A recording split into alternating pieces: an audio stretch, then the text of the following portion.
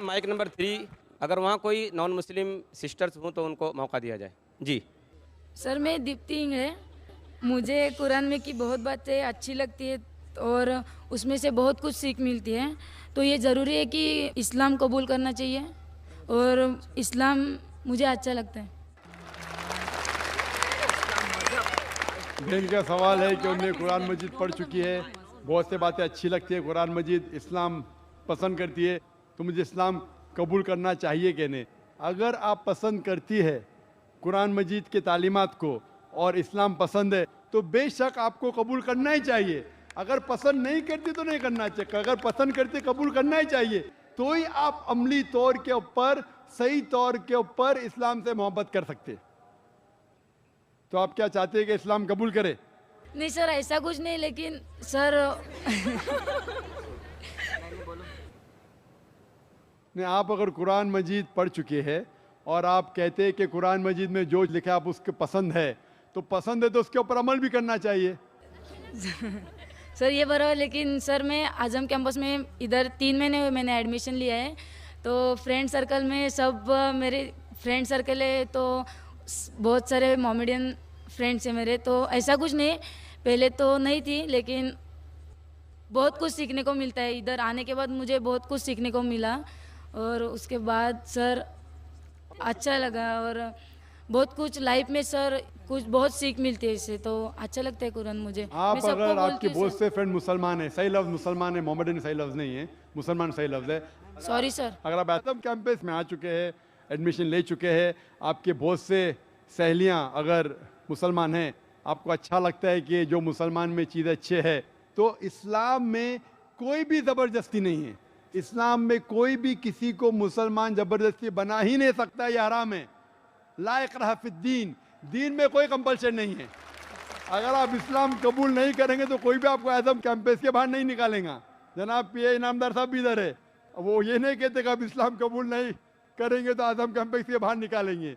और इस कैंपस में माशाअल्लाह बहुत से गैर मुसलमान भी पढ़ रहे हैं।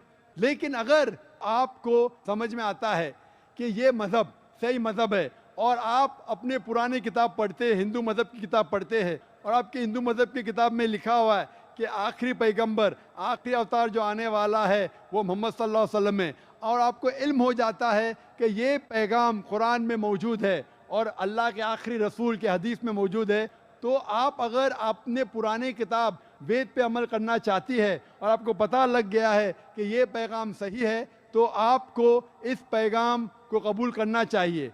अगर आपको वक्त चाहिए, वक्त लीजिए, 1 दिन लीजिए, 2 दिन लीजिए, वो भाई को 2 दिन चाहिए, 2 महीना लीजिए। बट जब आपको इत्मीनान हो जाएगा कि ये मज़हब सही है, ये तरीका जीने का सही है, तो आपको इसको कबूल करना पड़ेगा। तो ही असली तौर पे लोग को पता चलेगा कि आप इस किताब और इस दीन से मोहब्बत करते हैं। Hope the answer the question. भाई साहब चाहते हैं कि मैं उनको कोई नाम दूं, जो नाम में भाई साहब का बहुत अच्छा सवाल है। भाई साहब ने पूछा है पहले कि कौन सा मजहब है जो मासूम जानवरों को कत्ल करने की इजाजत देता है। फिर उसने कहा कि इस्लाम में आप जानवर का कत्ल करते हैं, आप नॉनवेज खाते हैं, हिंदू धर्म में इसकी ममानियत है। आपका सवाल है कौन सा मजहब। पहले मैं इस्लाम का जिक्र करूंगा, बाद में इंशाअल्लाह दिगर मजहब का भी जिक्र करूंगा। जहां तक कि इस्लाम का सवाल है, एक मुसलमान बहुत अच्छा मुसलमान रह सकता है प्योर वेजिटेरियन बनके भी। इस्लाम में जरूरी नहीं है कि आपको नॉनवेज खाना चाहिए, फर्ज नहीं है। और आप जानते हैं कि ये हमारा दूसरा कॉन्फ्रेंस है इस बड़े मैदान में, सुमैया ग्राउंड में। लास्ट ईयर ये सुमैया ट्रस्ट है, माशाल्लाह बहुत अच्छे लोग हैं। 1 हफ्ता पहले कॉन्फ्रेंस के पहले कहा कि हम नॉनवेज में नहीं मानते, आप नॉनवेज इस मैदान पे सर्व नहीं कर सकते। हमने कहा कि हम 9 महीने पहले बुक कर चुके हैं, 1 हफ्ते पहले आप बोलते ऑलरेडी स्टॉल दे चुके, ये नामुमकिन है। तो उनने अल्हम्दुलिल्लाह सुम्मा अल्हम्दुलिल्लाह हमारी बात रखी और लास्ट ईयर हमें नॉनवेज खाने की इजाजत दी। इस साल जब हमने बुकिंग की, पहले शर्त लगाई कि इस मैदान में नॉनवेज सर्व नहीं होगा। हमने कहा ये आपका ख्याल है, हम आपके ख्याल की इज्जत करते हैं, क्योंकि इस्लाम में नॉनवेज खाना फर्ज नहीं है, इसीलिए आप देखेंगे फूड कोर्ट में भी नॉनवेज सर्व नहीं कर रहे। हमारे जो मुकर्रिरीन हैं, इस्लाम के विद्वान हैं, उनको भी हमने कहा, हमने माजरत चाही कि इस ग्राउंड पे हम आपको नॉनवेज नहीं सर्व करेंगे, क्योंकि ये मुसलमान की जबान है। हम जब जबान देते हैं उसका पालन करते हैं। आपका सवाल, जैसे मैंने कहा कि मुसलमान को नॉनवेज खाना फर्ज नहीं है, लेकिन क्योंकि अल्लाह सुब्हानहू व तआला ने हमें इजाजत दी है, कुरान मजीद में लिखा है सूरह माइदा सूरा नंबर 5 आयत नंबर 1 में कि वो जानवर जो आपके लिए हलाल है, 4 पांव के जो आपके लिए हलाल है, उसको आप खा सकते हैं। लिखा है सूरह नहल में सूरा नंबर 16 आयत नंबर 5 में भी कि वो जानवर जो आपके लिए हलाल है उसका गोश्त आप खा सकते हैं। ये लिखा है सूरह मोमिनून में सूरा नंबर 23 आयत नंबर 18 में भी। कई जगह लिखा है कि आप हलाल जानवर का गोश्त खा सकते हैं। जब कुरान मजीद में हमारे खालिक, हमारा रब, हमारा अल्लाह सुब्हानहू व तआला परमिशन देता है तो हम क्यों ना खाएं। आज की साइंस ये कहती है कि वेजिटेबल्स में टोटल प्रोटीन नहीं है। हमारा जो जिस्म है, इंसानी जिस्म, इसके अंदर 8 अमाइनो एसिड्स नहीं बनते। 8 अमाइनो एसिड्स बाहर के फूड, बाहर के खाने में आना जरूरी है।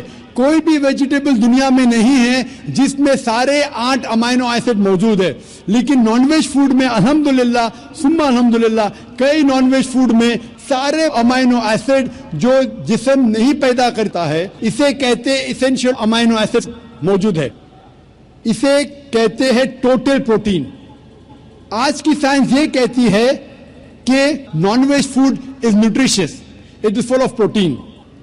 और हम जब तहकीक करते हैं तो हमें पता चलता है कि जब हम हर्बीवोरस एनिमल को देखते हैं, गाय, भेड़, बकरी, ये सिर्फ वेजिटेबल्स खाते हैं, सिर्फ घास फूस खाते हैं। जब इनकी दांत को हम देखते हैं, इनके दांत दे आर फ्लैट टीथ, इनके चपटे दांत है। ये सिर्फ भाजी खा सकते, गोश्त खा ही नहीं सकते। जब हम मांसाहारी जानवर को देखते हैं, शेर, शेर बब्बर, चीता, हम देखते हैं इनके दांत को जब देखते हैं, इनके दांत नोकीले है, कैनाइन टीथ। ये सिर्फ गोश्त खा सकते, भाजी पाला नहीं खा सकते। लेकिन जब हम इंसान के दांत, आप अगर जाएंगे मिरर में देखेंगे, आईने में अपने दांत, मैं देखूंगा अपने दांत, तो पता लगता है कि खुदा ने हमें चपटे दांत दिए, फ्लैट टीथ, उसके साथ साथ नोकीले दांत दिए, herbivorous teeth and carnivorous teeth. अगर ईश्वर चाहता था कि सिर्फ मैं भाजी पाला खाऊं, तो ये नोकीले दांत क्यों दिए? गोश्त खाने के लिए। आज की साइंस कहती है डाइजेस्टिव सिस्टम जो है, जो शाकाहारी जानवर के डाइजेस्टिव सिस्टम है, वो सिर्फ वेजिटेबल डाइजेस्ट कर सकते हैं, भाजी पाला, गोश्त को डाइजेस्ट नहीं कर सकते। लेकिन जो कार्निवोरस एनिमल्स है, कार्निवोरस जानवर है, लायन, टाइगर, लेपर्ड, वो सिर्फ गोश्त को डाइजेस्ट कर सकते, भाजी पाला डाइजेस्ट नहीं कर सकते। इंसान का डाइजेस्टिव सिस्टम है, इसमें स्मॉल इंटेस्टाइन है, इसमें लार्ज इंटेस्टाइन है। ये भाजी पाला भी डाइजेस्ट कर सकती है, गोश्त भी डाइजेस्ट कर सकती है। अगर खुदा चाहते थे कि सिर्फ हम भाजी पाला खाए, तो नॉनवेज फ्लेश डाइजेस्ट करने का डाइजेस्टिव सिस्टम क्यों दिया? क्योंकि हम फ्लेश खा सके, गोश्त खा सके। बहुत से गैर मुसलमानों को ये गलत फहमी है कि उनके मजहब में गोश्त खाना हराम है, और कई हिंदू समझते हैं कि उनके मजहब में लिखा है कि गोश्त खाना हराम है।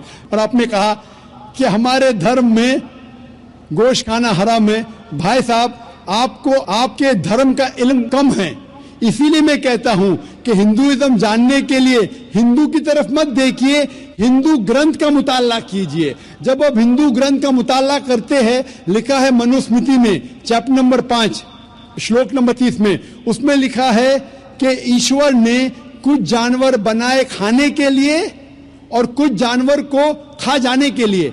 God has created some animals to eat and some to be eaten. अगर आप उस जानवर को खाते हैं जिन जानवर को खुदा ने बनाया है खा जाने के लिए, तो आप गुनाह नहीं कर रहे। If you are eating the animals who God has created to be eaten, you are not doing a सिन।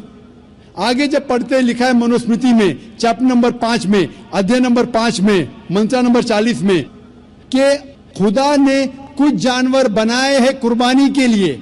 अगर आप कुर्बानी में जानवर का कत्ल करते हैं तो आप गुनाह नहीं करते। आगे लिखा है मनुस्मृति में चैप्टर नंबर 5 मंत्र नंबर 41 में कि जानवर का कत्ल करना, जो जानवर खाने के लिए बनाए गए हैं वो गुनाह नहीं है। इसी तरीके से कई जगह वेद में लिखा है कि ऋषि गोश्त खाते थे, जानवर को खाते थे।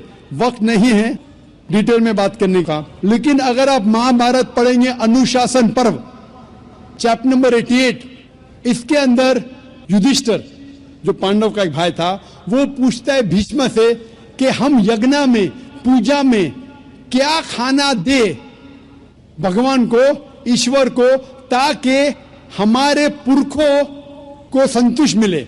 तो भीष्म कहता है युधिष्ठिर से कि आप यज्ञ में अगर भाजी पाला देंगे तो हमारे बाप दादा 1 महीने के लिए खुश रहेंगे। अगर आप मच्छी देंगे 2 महीने के लिए, अगर आप खरगोश देंगे 3 महीने के लिए, अगर गोश्त देंगे तो 4 महीने के लिए, अगर आप बेकन देंगे तो 5 महीने के लिए, अगर परिंदे का गोश्त देंगे तो 6 महीने के लिए, अगर हिरन का गोश्त देंगे तो 7 महीने के लिए। पूरा मेन्यू है, माशाअल्लाह बड़ा मेन्यू है। उसके आगे लिखा है अगर आप गाय देंगे तो पूरे 1 साल के लिए हमारे बाप दादा संतुष्ट रहेंगे, और अगर गेंडा राइनोसरस देंगे तो 20 साल के लिए हमारे बाप दादा खुश रहेंगे। पूरा मेन्यू है। क्या चाहते हैं बोलो? मच्छी, खरगोश, क्या चाहते हैं बोलो? ये आपके ग्रंथ में लिखा है, मेरे ग्रंथ में नहीं। हमारे ग्रंथ में सब चीज खाने की इजाजत नहीं, सिर्फ वो चीज जो हमारे लिए हलाल है। इसी तरीके से बाइबल में भी लिखा है आप गोश्त खा सकते। अक्सर धर्म की किताबों में लिखा है कि आप गोश्त खा सकते हैं। आप मेरा अगर एक डिबेट देखेंगे जिसका मौजू था is eating non vegetarian food permitted और prohibited for a human being, क्या इंसान के लिए गोश्त खाना हलाल है या हराम है? और मैंने डिबेट किया था एक जैन के साथ जिसका नाम था रश्मिबाई झवेरी। वो इंडियन वेजिटेरियन कांग्रेस का सदर था, प्रेसिडेंट था। वो दुनिया भर घूमता है बताने के लिए कि नॉनवेज हराम है, और उसने मुझे चैलेंज किया। मैंने कहा भाई आपस में बैठ के बात करेंगे। नहीं, पब्लिक में चैलेंज किया, डिबेट करेंगे। मैंने कहा अच्छा आ बेल मुझे मार। तो मैंने कहा ठीक है भाई, पब्लिक में। बोला मैं लोग को लेके आऊंगा। मैं बोला लेके आओ। तो पाटकर हॉल के अंदर 1998 में तकरीबन 10 साल पहले डिबेट किया।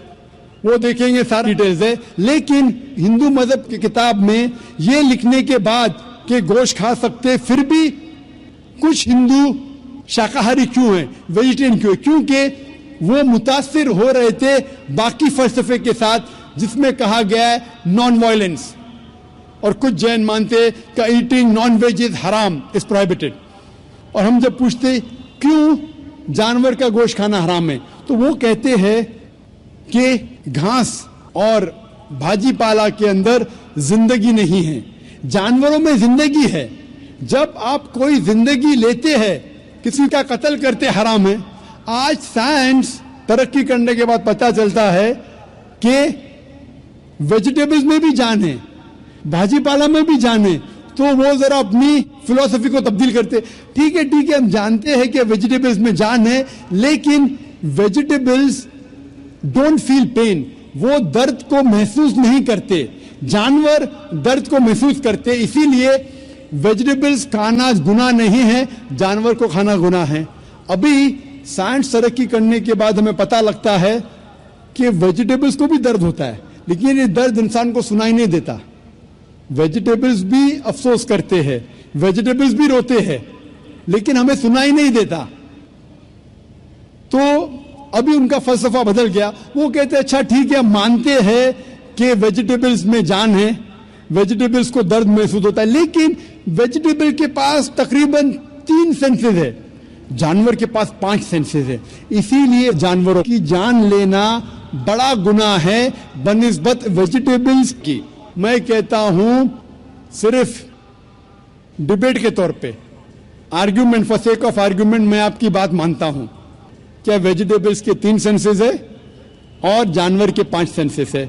मैं उस शख्स से सवाल करता हूं कि मान लो आपका छोटा भाई गूंगा और बहरा पैदा होता है, वो सुन नहीं सकता है, बोल नहीं सकता।